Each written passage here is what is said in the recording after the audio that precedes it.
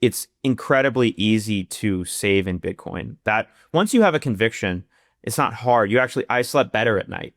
I literally slept better at night by holding Bitcoin than dollars.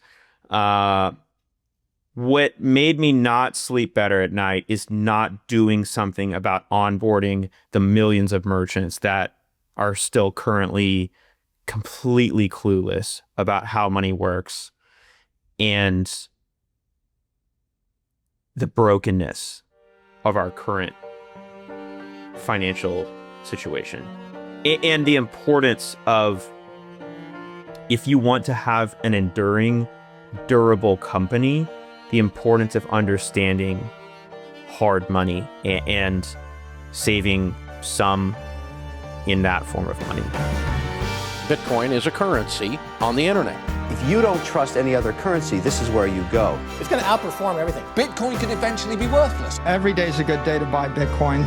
Bitcoin reached its highest price to date. Bitcoin hitting a new high. It really has reached escape velocity. There is no second best. Who cares about Bitcoin? It's the only secure database that's ever been invented. Antisocial. Bitcoin is the real deal. Stupid. Everything is bullish for Bitcoin. Immoral. It's going up forever, Laura. Fix the money, fix the world. WhiteOak is a registered investment advisor, and the opinions expressed on the show are their own and do not reflect the opinions of Basilica LLC. Joining us as a CPA, and the opinions expressed on the show are their own and do not reflect the opinions of Trusted CPA or other affiliated firms. Information presented is for educational purposes only and does not intend to make an offer or solicitation for the sale or purchase of any specific securities, investments, or investment strategies. Investments involve risk and, unless otherwise stated, are not guaranteed. Information expressed does not take into account your specific situation or objectives and is not intended as a recommendation appropriate for any individual. Listeners are encouraged to seek advice from a qualified tax, legal, or investment advisor to determine whether any information presented may be suitable for their specific situation. Past performance is not indicative of future performance. Any statements or opinions are subject to change without notice. To Bitcoin for Financial Services Media, the podcast where sound money meets professional services. We explore how to build the financial service industry within the principles, values, and ethos of Bitcoin. Today, we're joined by Jason Keel, CEO and founder of Polaris Payments. You're not going to want to miss it. Let's get started. Alrighty, welcome back to another episode of the Bitcoin for Financial Services podcast. Man, we're doing some podcasts this week. I know we're having to take next week off. So one of us is taking next week off. Say again? One of us is taking next week off. One of us. Yeah. Is it Jason? Is it Wyatt? Or is it Jordan? Speaking of Jason, today we have the treat of Jason Keel is on the podcast from Polaris Payments. And Jason has just a deep background in kind of payments processing, which is a hot topic in the Bitcoin space because I think everyone agrees that it's store value, but now everyone's trying to figure out, hey, is there medium of exchange here? What's that story look like? Are AI agents going to be paying each other in Bitcoin over Lightning? So, Jason, thank you for being here.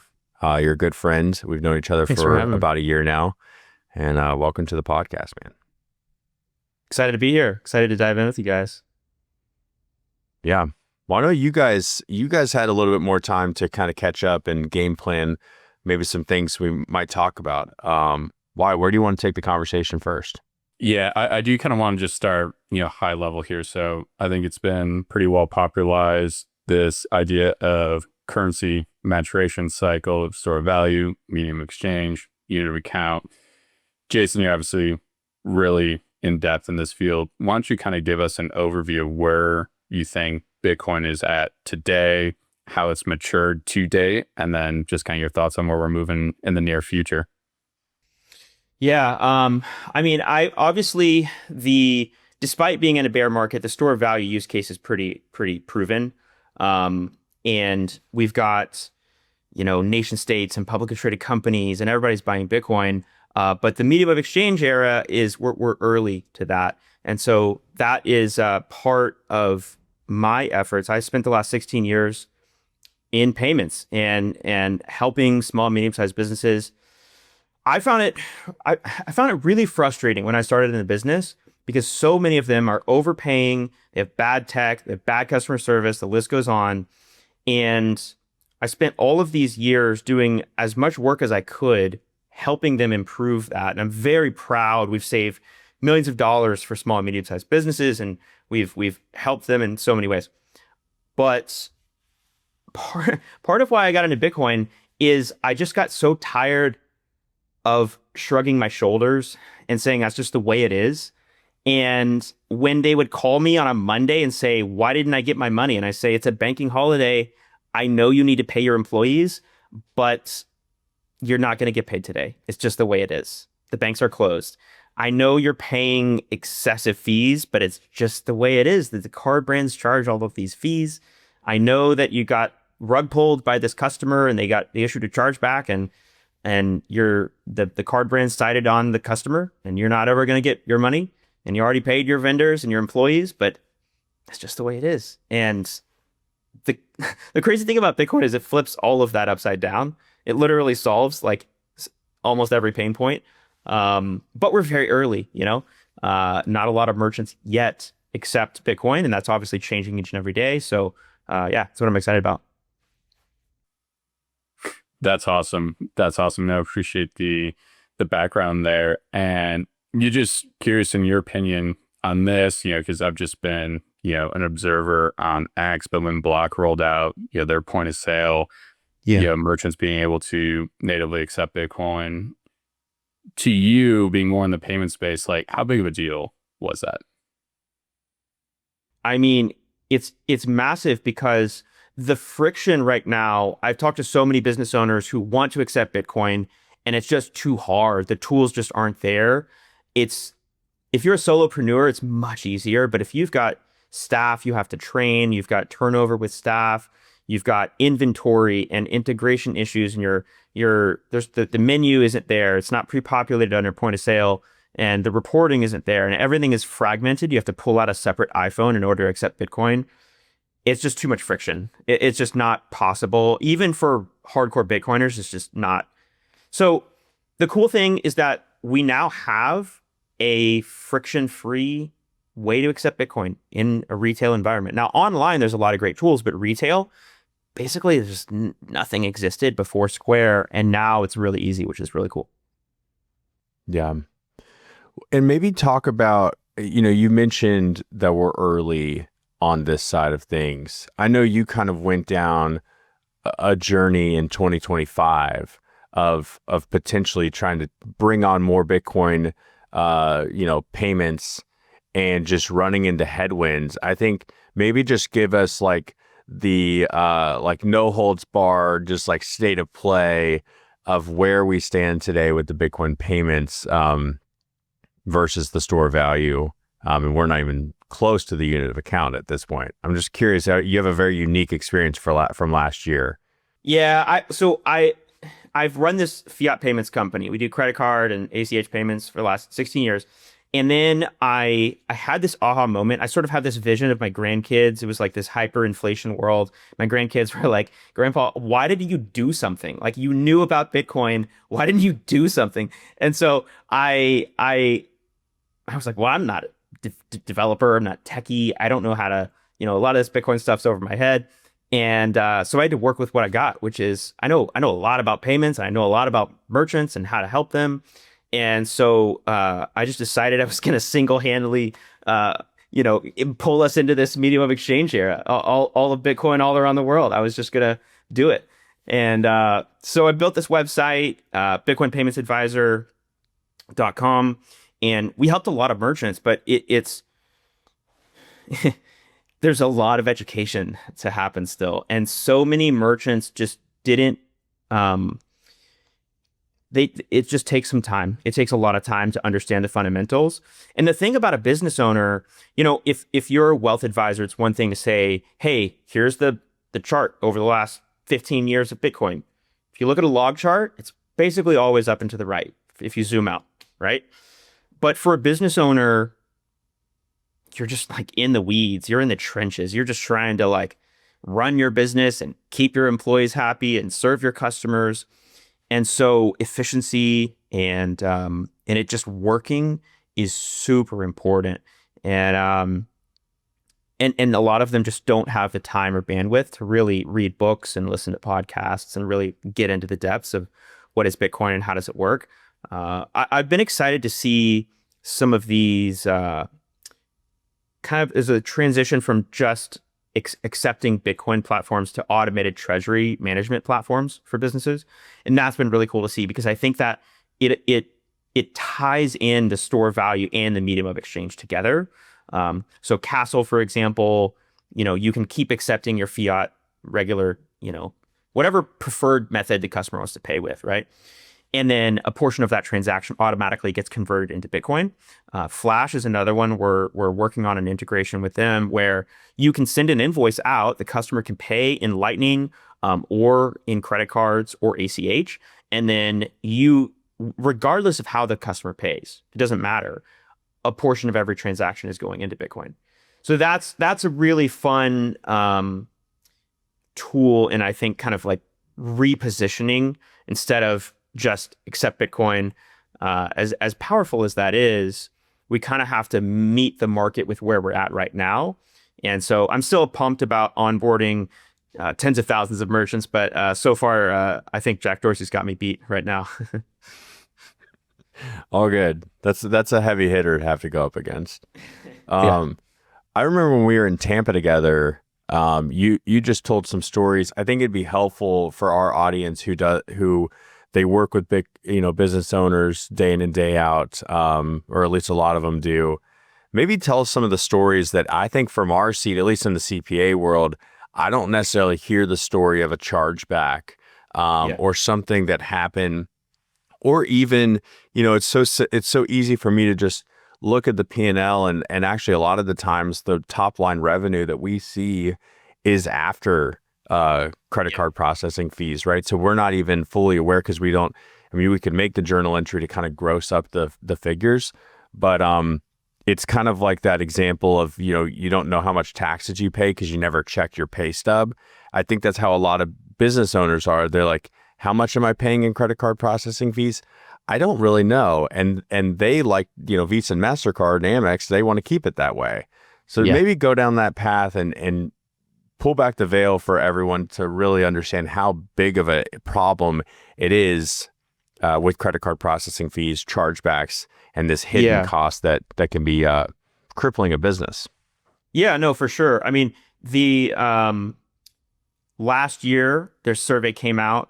The number one concern for merchants right now is inflation, and credit card processing like that is literally almost every day I get a phone call or I get an email, some kind of question about someone looking to reduce their credit card processing fees, because the problem is that to accept money, it's really expensive just to accept money.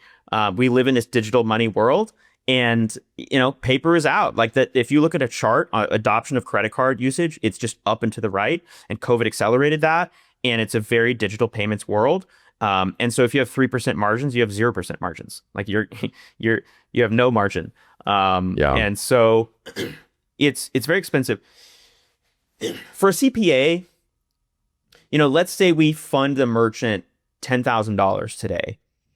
And we pull out $1,000 because the customer gets a chargeback, because the merchant gets a chargeback. Well, then we're going to deposit $9,000, and that's what the bookkeeper is going to see. It's just going to be a $9,000 deposit, right? So it's not really going to be, unless a CPA or bookkeeper is really looking at a merchant statement, they're not necessarily going to see those, but they do happen in certain industries. Some, it's pretty rare, and others, it happens. I mean, probably most of my clients, certainly not every day, but weekly or monthly, and it's a huge source of contention. In some cases, they have to fax. I'm not joking. They have to fax a response in a fax machine. Wait, so like a credit card company? Yes, the Visa and MasterCard require. Yeah, it's wild. Yeah. Dude, what is that, like the IRS standard, for crying out loud? Yeah, it's one of the value propositions that I like pitch sometimes, is like, we allow you to have an online portal where you can submit your chargeback response and I know it's crazy. I'll give you one story about my client Vicky. Vicky calls me one day, and it was a tough conversation because I could almost hear or see the tears in her eyes. And she said, Jason, it happened again. We did a She owns a truck repair, like a trucking repair company, like semi trucks. Her team repairs those, and 4,000 and change dollar transaction got pulled right out of her bank account. Now, she had already paid her employees. She had already paid for all the parts. She had already paid for everything. And the customer knew, I think, what they were doing. They paid over the phone. They didn't have the physical card. And it's so much harder to dispute chargeback when you don't have documentation, because Visa and MasterCard they don't know who to side with. They have two customers, and they don't necessarily know, is it the cardholder? Is it the merchant? What do we do? So instead of having this he said, she said, it's just purely based on documentation. So it's a lot of work, but you have to show like signed receipts and signed invoices, and card present transactions, much easier to win that dispute. And the customer knew they were defrauding the business, but how do you know that you're working with a fraudster when you're a merchant and you're just trying to provide legitimate service and fair, jobs for your employees and do your work? And so she calls me one day, and she's just distraught, because for her, if you're a big business, $4,000, whatever, but if you're a small business owner, you're trying to keep the lights on. It's a tough competitive market for a lot of small business owners. You wear all the hats. There's not a lot of delegation happening. You're probably the CFO and the CEO and the head of HR and all the things. And so you can get pretty overwhelmed as a small business. And so when you provide a legitimate service and you pay your team members for that, and you accept that money, and then a few weeks or months go by, and then down the road you get rug pulled, and then this large intermediary that you have no control over. Like, what are you gonna sue Visa if you're a small business owner? Once they decide who gets to keep the money, that's it. And that's part of the value that we provide to our clients. But at the end of the day, there's a lot that we can do, but not every merchant has a relationship with their credit card processor and has someone to call. And in some cases, the cardholder still wins, and then you don't get to keep the money that you already accepted, right? So that I started out the conversation at the very beginning of the pod with, I'm just so tired of shrugging my shoulders and saying that's just the way it is. But the reality is that I've gone years having these tough conversations and having to say, like, I'm so sorry, but that's just the way it is. Like, it's just, Visa has decided, MasterCard, American Express, that they've made their decision, and there's really nothing that we can do at this point. And it's a really tough thing for a small business owner to hear at times, and they feel, a lot of times they feel this like a victim, like I've been defrauded. Someone has to stand up. Like, who is going to advocate for me? Do I call an attorney? Do I file some kind of suit? What happens next? And I'm just encouraged by the beautiful magic of Bitcoin, and in the coming years, where you've got transaction finality, and you've got this certainty that no one's going to come rug pull you from your money. The currency is not going to get debased overnight, and they're not going to come and take the transaction value after you've already done a good job providing the service. Your wealth deserves intention. Basilic Financial is a Bitcoin-focused wealth management firm built to help our clients find balance between money and meaning. We integrate sound money strategies across 4 distinct personalized services: financial planning, individual wealth management, retirement services for SMBs, and Bitcoin financial services. Your prosperity, your purpose, intentionally guided at Basilic Financial. Visit our website at basilic.io to schedule a free consultation. It's interesting because, like, it's never even crossed my mind, honestly. I've had one chargeback in my entire, firm's history, and it was a guy who he made a mistake. Like he didn't recognize the thing, and he basically was just like, I'm just going to dispute this on Amex. And then I texted him, I was like, hey, what's going on? I just saw this Levi account. He's like, oh, I'm sorry, just re-invoice me. And I did. And so it's interesting to hear that story, just because if you don't see it very often, you just are fully unaware. And again, I would say, I don't know about Wyatt, but I don't have a ton of the conversations about the credit card processing. Maybe also tell the story that we talked about while we were in Tampa together about just the pure like savings and how folks on certain platforms are just getting rugged on how much they're actually paying. It might not be just a pure 2.7%, like I think everyone kind of thinks it is. It creeps above that, right? Yeah, no, for sure. That's one of the big value adds that I work really hard to provide to my merchants is just saving money. We're typically shooting for like 10 to 40% in savings, which as the volume goes up, the savings grows because it's percentage based.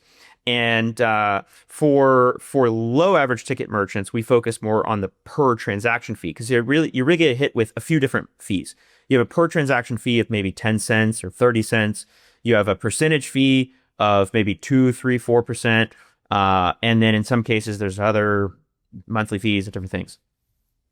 And I think a lot of consumers don't realize this, because when you go to a business, you pull out your credit card, you're just like, which one gives me the most points, right? Like, give me the biggest rewards possible.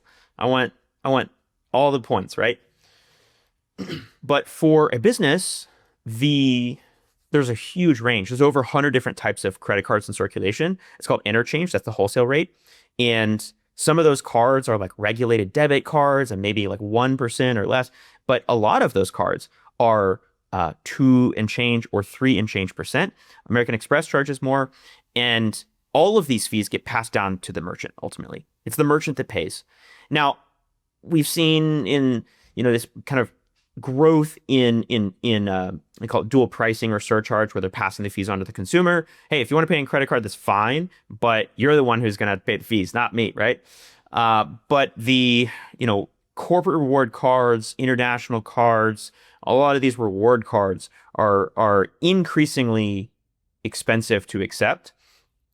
And again, I mean, it's tough for a merchant when you're living in an inflationary environment, and your QuickBooks software is going up, and your vendors and it's all very expensive. And then on top of that, you also have intermediaries that say you're an industry that we don't approve of or that we consider high risk, right? So there's loads of industries, and it's not just ammunition and guns and adults and these industries that you would think more obvious, gambling that are high risk. All kinds of everyday industries that are very legitimate sounding. They may be tacking on an additional 40 basis points or 80 basis points, 1-2% on top of the. I mean, I know Bitcoin miners that are paying 5% in credit card processing fees just to accept money, right? And so it gets very expensive. And I'm excited about Lightning, which it's like basically free, but that's where it's at right now with credit cards. And ACH is better, but it's also still not free. And it takes forever. Yes. Yeah, it's so fascinating. Thank you for sharing that story, Vicky. I think that's just really eye-opening. Fortunately, I haven't had to really deal with that, but I can imagine the pain it causes and just the unclarity. It just all seems so rent-seeking to me and kind of nefarious and not very transparent. All the things we push back against in Bitcoin land. So would you say then, maybe kind of put a bow on that, with the Bitcoin payment advisor, you're getting a lot of interest or having success converting merchants because they're feeling the pain of fees, or they've done their 40 hours of Bitcoin podcast a week homework, and they're just like, well, I'm a Bitcoiner, I want to accept Bitcoin? Well, I think for merchants that are accepting Bitcoin, it's a range. I know merchants, I've onboarded merchants that they don't necessarily understand Bitcoin. They just have a feeling that it's the future, and they have enough intuition to kind of separate the crypto from the Bitcoin and recognize, like, I should probably be getting on this. Like, there's a lot of merchants that don't understand AI. They don't get it or how it works, but they can recognize, like, it's probably not going away, and it's probably something that we should start keeping an eye on, right? And then of course you've got the hardcore Bitcoiners that they've wrote all the books, and it's a no-brainer. They want to accept the best form of money. And then it's sometimes just a tools issue, right? Like, do the tools exist? Are they able to accept Bitcoin and it also update their inventory and their employees, are they able, to do it and send out the invoice or whatever it is? I forgot what your question was. Are you seeing a lot of adoption because they're trying to reduce fees, or is it more of their hardcore Bitcoin? Mm-hmm. Well, on the fiat side, I think that probably 8 times out of 10, when a merchant comes to us, they're looking to save money, because we know the fees are excessive in the credit card world, and there's a lot of margins, and there's a lot of processors that are just overcharging. Because Square, for example, Stripe, these guys are blending all these different interchange rates into one, and they don't usually customize it for each merchant. And so I was talking to a dentist. Well, dentists have exceedingly low risk. The number of chargebacks that dentist gets are it's like Jordan, it's like maybe one time 20 years ago someone didn't recognize a charge and they got a chargeback, right? The fraud is super low. And so the interchange rates are very low. Well, Square is going to pass on that blended risk to you and charge you way more than what the wholesale rate is. And they're going to have fat margins. But they're not going to disclose all of that. They just say, it's easy. It's just, here's our one easy, simple rate, right? And so that's why I think it's important to, if you run a business, particularly if you're starting to accept some more volume and you are accepting credit cards and in some cases ACH, it makes a lot of sense to dig into it and kind of, it's like Bitcoin. It's like, I don't know what money, money is dollars, right? Money is like US dollars. I've got some in my wallet. And then someone says, well, what really is that really what money is? Like fiat, do you understand behind the scenes and central banking and debt-based money versus hard sound money? And they're like, I don't know. And then you get no conversation potentially. But similarly with accepting money, there's a lot of opportunity to save money in a lot of cases. And that's increasingly important because, again, last year, the number one concern cited by merchants is inflation. The cost of everything is going up, including the ability to accept money for your goods and services. Yeah. Jason, I want you to go back a little bit maybe and talk about how you got into Bitcoin. I think it's always helpful for, folks in our audience to just get a good flavor of just where's this guy coming from, the angle. And I've always seen you as so like, if I just met you and we didn't meet at the park down in Nashville, like I would have never like really pinged you as a Bitcoin guy because you're just a normal guy, right? Whereas you meet a lot of Bitcoiners like Wyatt, and you're just like, I get it. I know why he's a Bitcoiner. Like, but there is, yeah, I'm just joking a little bit, but you know what I'm saying? Like there's kind of like, there's normie world, right? Bitcoiners kind of speak in these terms. There's normie world and then there's Bitcoiners. And we all look like the crazy guy with all the charts up and like pointing all these different places. And then there's a lot of normal people that are like, I don't know. I guess I don't know, think about it, or I haven't had enough time to really like dig into all the conspiracy stuff that you're talking about.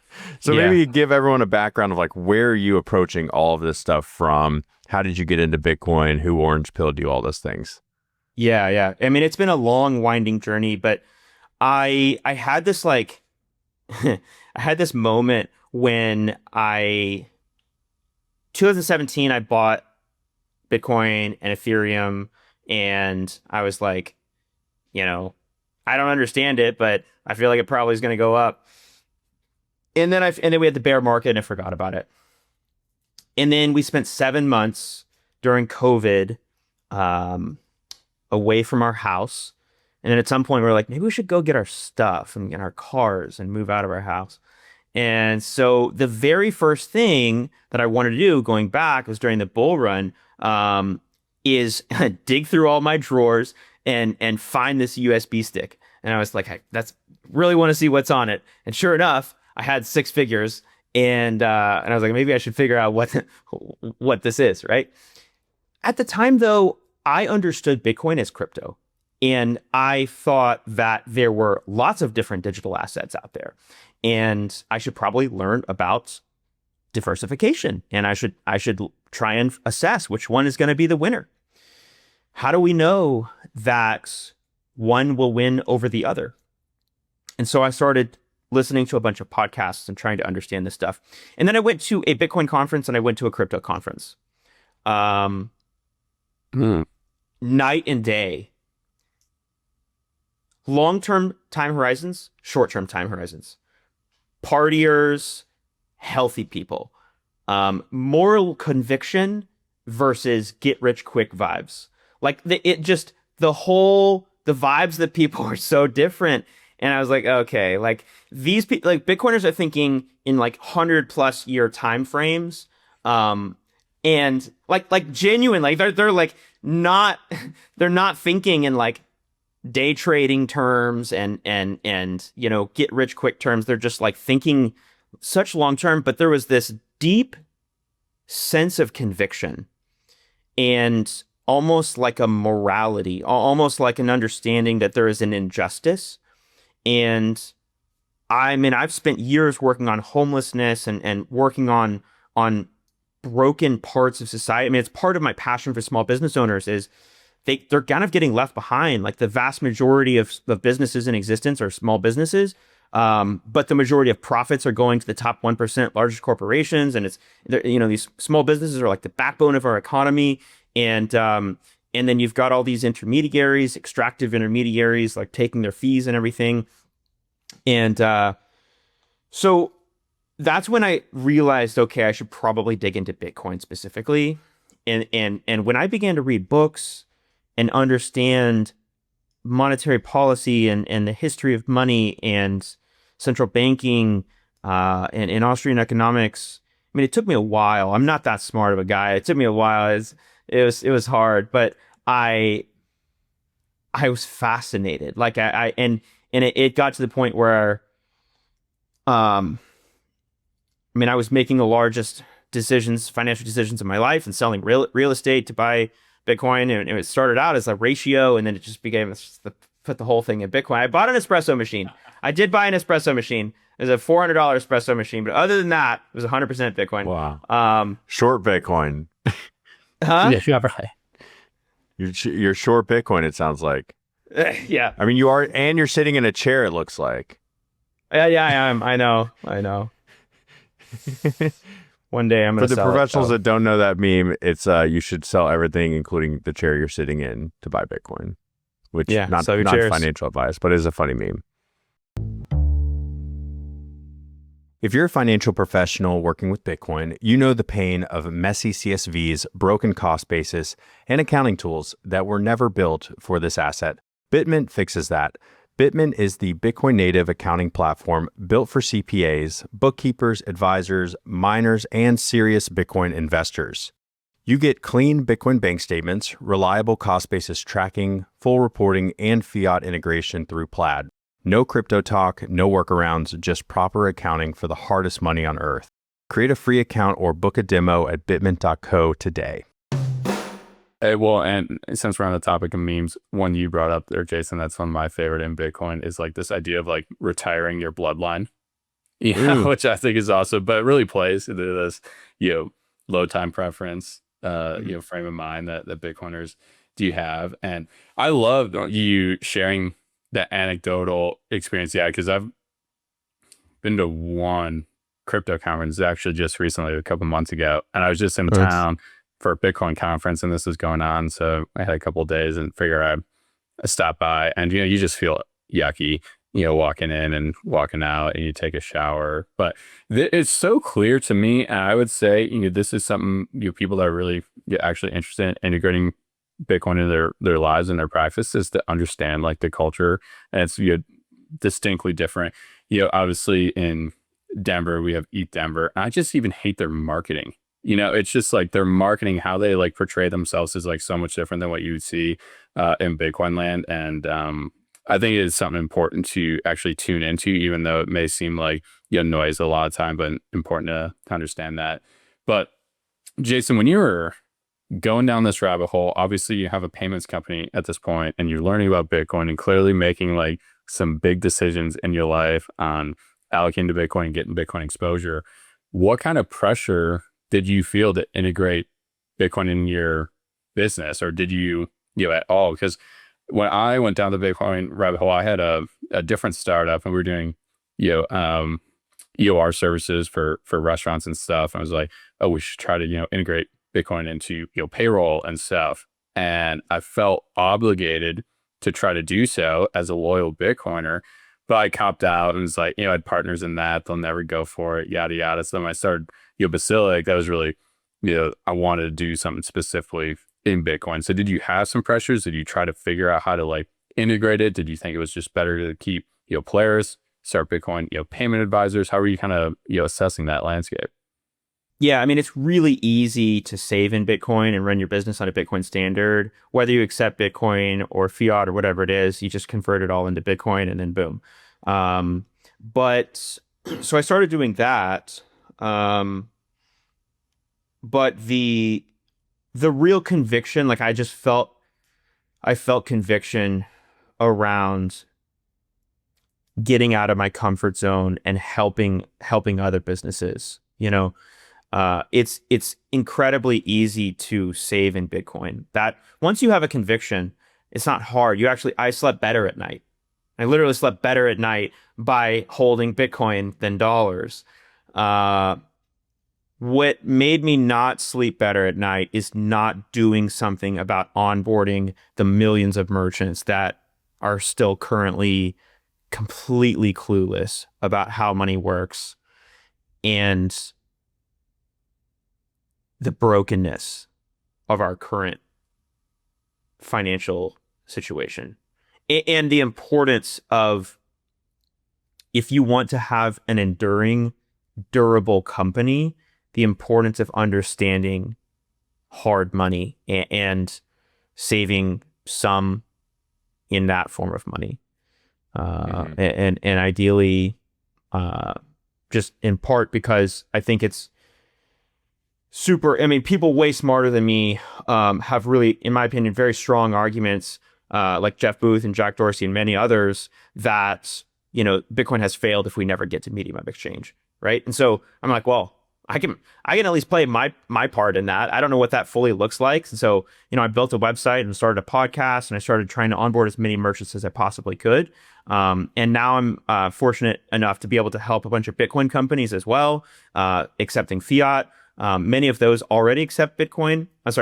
Many Bitcoin companies already accept Bitcoin, but not all of them have the best fiat payment setup, because many of them are still using Stripe and Square and the traditional players that pumping out marketing dollars and have created a lot of brand recognition, but don't necessarily have a consultative approach. There's no relationship. You can't call Square and call Jack and have him give his best insights on your small business. And so that's what I'm passionate about right now, is just trying to help both Bitcoiners as well as everyday mom and pop businesses be able to accept all forms of money, really, right? Because Bitcoin is money. So all forms of money, whatever form of money your customers want to pay in, and whatever form you want to accept. Yeah. I wanted to bring up what you've seen out there. I know there's a lot of hubbub on, okay, merchants are turning on Bitcoin payments, maybe via Square or Zapright. But you still hear these stories of like, yeah, no one pays in Bitcoin. I give them the option to pay in Bitcoin and they don't. And so I think there's a couple paths we could go down. Maybe speak to, if we don't ever do this medium of exchange thing, then it fails. It doesn't live up to Satoshi's original vision. We could go down that path. We could go down a path of like spend to replace. You could call some things out there. And then the last thing, I think it is nice for maybe to go a little bit deeper on the Breeze and Castle examples. It's just giving all these options of ways to get exposure. But I don't know, Bitcoiners, it's just such a weird thing where they're like, well, I don't want to spend my Bitcoin because it's going to be worth more. And I guess probably the one that makes the most sense to me, the argument countering that is just this spend and replace kind of method. Although I wish there was a better tool that I could spend Bitcoin and immediately, buys that right back, basically. And, resets cost basis, does a lot of fun things for me. Yeah. So I don't know. Yeah, I think it's ridiculous to not. I think it's ridiculous to not buy goods and services with Bitcoin if you understand Bitcoin. Like if you've read a book or two and identify as a Bitcoiner in any way, shape, or form, I think it's a ridiculous argument to not spend Bitcoin because you think it's going to go up because of this spend and replace. Okay, open up Strike and buy your Bitcoin and then. Or spend your Bitcoin and then rebuy it or DCA or whatever. Like you can be buying Bitcoin each and every day while you sleep. It just doesn't, it doesn't matter. Right. And so if you understand the brokenness of our current money situation, then I think that you should do something about it. And part of that is choosing to spend the best form of money there is, because merchants are never going to accept Bitcoin without you actually spending it, right? It's a two-way street, and it's a chicken and the egg problem. And I think where we start as merchants, like we have to build the roads before the cars can run. Parker Lewis talks about this. He spoke on that at BitBlock Boom last year. The transition from horse and buggy to cars. Well, we had to build roads as a prerequisite. You can't just go straight from horses to cars with no roads. And I think merchants are where we have to start. But it's super important that merchants, because they're just going to turn it off. They're just going to stop paying their monthly Zapright fee, or tell their employees like, you don't even have to learn this system. You don't even need to like learn where to swipe down on the Square terminal to click the Bitcoin button for it to generate the QR code for the customer to pay, because no one ever pays in Bitcoin, right? And then we're back in the same problem of like Bitcoin not really, number go up, sure, but the real like revolutionary aspects, we need more than just saving in Bitcoin, I think. Yeah, I mean, even something I've thought about, and I wish I need to do a better job at this, is just really any time you're spending money. And I know it sounds so silly, and you actually feel silly asking the question, but asking the merchant, do you accept Bitcoin? You're like out at a restaurant, right? Yeah. And yeah, you run the risk of like, oh, this person's crazy, them thinking, oh, this is a crazy person. But I think if you got enough Bitcoiners to start asking that question and including it in their regular cadence before they swipe their Amex, like, well, at least more people are like, why are these people asking about this? And if it's a Square, if it's a Square company, then, or Square POS company, it's like, okay, that's already set up. You can get them onboarded today. So I don't know. What are your thoughts on that? I mean, honestly, here I am talking about how important it is, but I'm kind of bad about it when in a retail environment. Same. I am incredibly disciplined when it's obvious for me. So when I'm paying a Zapright invoice, when I am buying something online, whatever it is, and I have the option to pay in Bitcoin, I will always scan that QR code. I will always pay in Bitcoin. But in a retail environment, I have so much muscle memory of just like, because it's hard for me to like stop and think, is this a Square? Like what terminal are they using? Do they accept Bitcoin? Like, have they enabled it? Have they talked to the owner about what it is and how it is like freedom money and it's revolutionary and it's going to help their business? And it's just such a, challenge in retail. And a lot of merchants, including Square merchants, don't yet accept it. And so I think probably the best thing you can do if you're in a retail environment is just stop and see if they are using Square, because that's the most obvious thing. There's 4 million merchants that are using Square, and a percentage of those, 100% of those can accept Bitcoin, right? 100% of them have the ability to in the from a technology standpoint in the terminal. It's just a matter of whether they turned it on or not. And merchants listen. Like, I mean, they will change their business habits because of their customer. You are the ones that are keeping them alive. You are the ones that are keeping them in business. And so I think it matters for sure. Bitcoin Park, there's a lot of folks that still pay in fiat, right? And I'm sure there's all kinds of other shame, right? Not at the space. Yeah, because the space it's only Bitcoin, right? Only Bitcoin, man. We're Bitcoin. See, I like that. That's cool. I mean, Bitcoin, there's pros and cons, but you guys doing something different down south, or?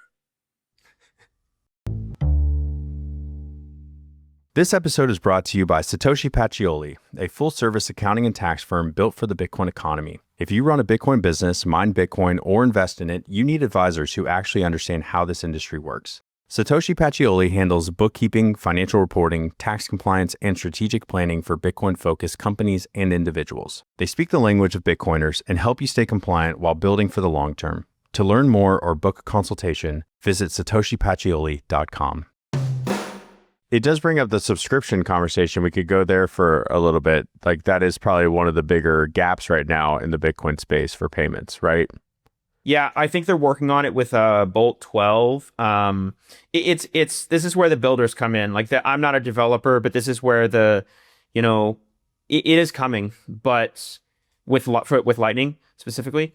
But we're not there yet. And so that, I flipped a merchant, one of my merchants, I flipped her over to Zappright, and then we integrated in for the fiat side.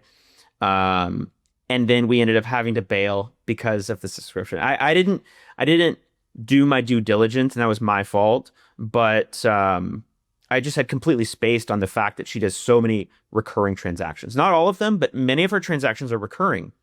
Well, think about how much attrition she's going to have if now, instead of saying, we will take your credit card and just automate your life for you, and instead, we're going to send you an invoice and require you, out of the thousands of emails that you get every day or every week, to sort through them, find the one from Zappright, make sure you pay in your preferred payment method, and we're doing all of this just so we can accept Bitcoin. Like, you're better off just buying Bitcoin on the back end or using an automated Treasury platform or something, because we're just too early, frankly, for transactions that are subscription recurring.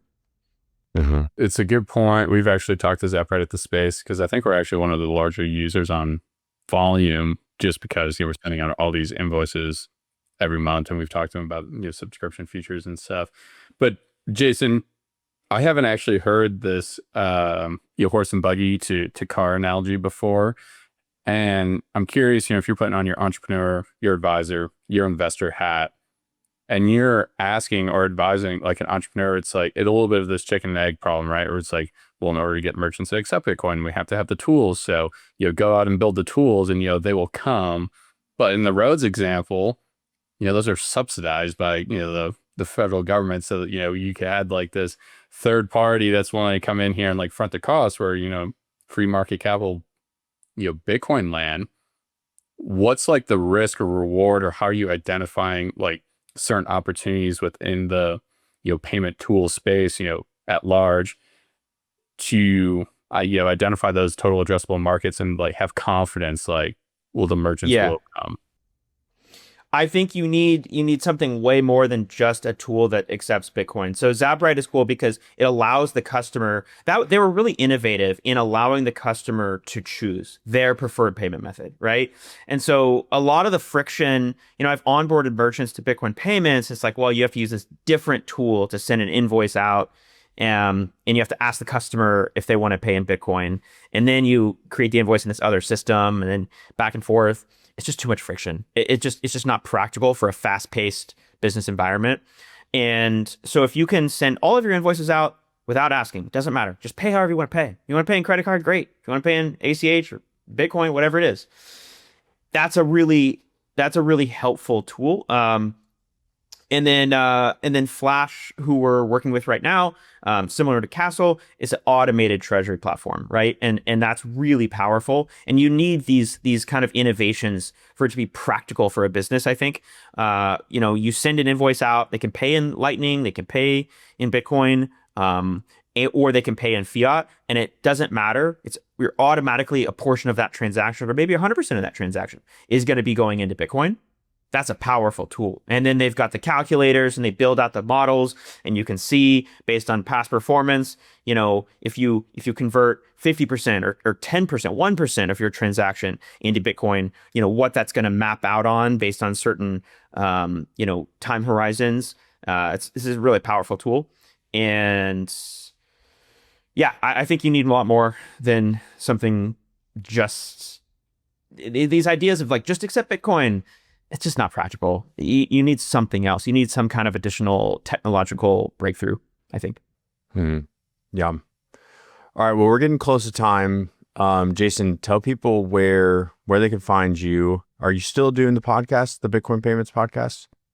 Yeah. Medium of Exchange. Check us out on YouTube, Spotify, whatever your preferred fountain. Yeah. What was your best performing episode? I'm just curious last year. I was gonna tee it up. Yeah, I got this. I got this notice. This notice from Spotify. It had confetti on it, and it said your best performing episode. The number one most listened to episode was this gentleman right here, Jordan Guess. So thank you for joining me on my pod. But yeah, a lot of fun conversations on Medium of Exchange. I just interviewed yesterday this guy David from Muscat. He's based out of London, and he's got this credit card terminal that is both credit card and Lightning all in one. Really cool little device there. And then I've got the payments company, Polaris Payments. I'm kind of fusing everything under that brand. I'm going to add a Bitcoin tab to that. So everything is just one simple, like we accept money. We help you accept money. And that's called Polaris Payments. You can go to the website, polarispayments.com. You can click on the chat widget or you can message us, whatever it is. My email is jason@polarispayments.com if you just want to message me directly. No, that's amazing, man. Yeah.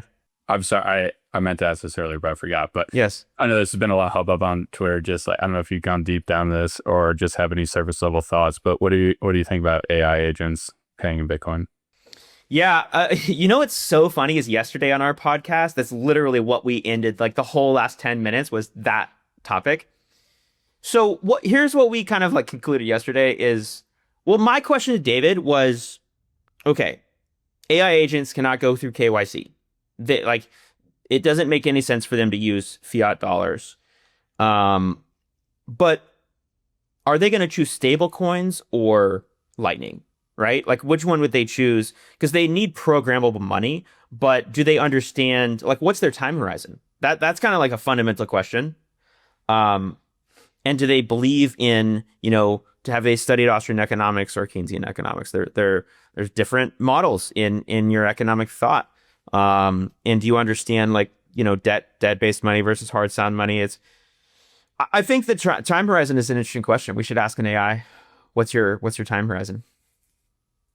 Yeah. We've got roughly 80 years ish, maybe 160 if you're Rod. But we have a specific amount of time on Earth, right? And the AI agents, I don't know what their time horizon is. Yeah. I got to jump for this next call, but I did want to just share the screen real quick because Callie put this in our AI Bitcoin chat, or someone dropped it in, but it was Callie on Twitter just saying that USDC on base is more common for these payments So essentially it was a call out, like the scam coins are marching on and even fiat is evolving. And it was this call to action of like, make sure you're out there doing your part. And I think that that's where I wanted to kind of leave it today is, Jason, you're out there, you're doing your part. We're trying to do our part. I think it's just, everyone's something to consider, right? Like, how can I contribute with whatever it looks like within my career, my life? So that's it. Thank you so much for coming on, Jason. Thank you guys for having me. This is fun. Yeah, it's fun. Yeah. Thanks, Jason. Okay. See you guys. Talk to y'all soon.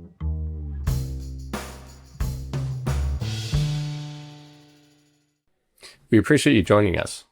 If you want to help build the future of Bitcoin and financial services, hit subscribe, leave a review, sign up for a newsletter, and share this with someone in your network who's integrating Bitcoin into their practice. The more professionals we reach, the stronger this ecosystem becomes, and our clients are better served. Stay sharp, stay sovereign, keep leading from the front.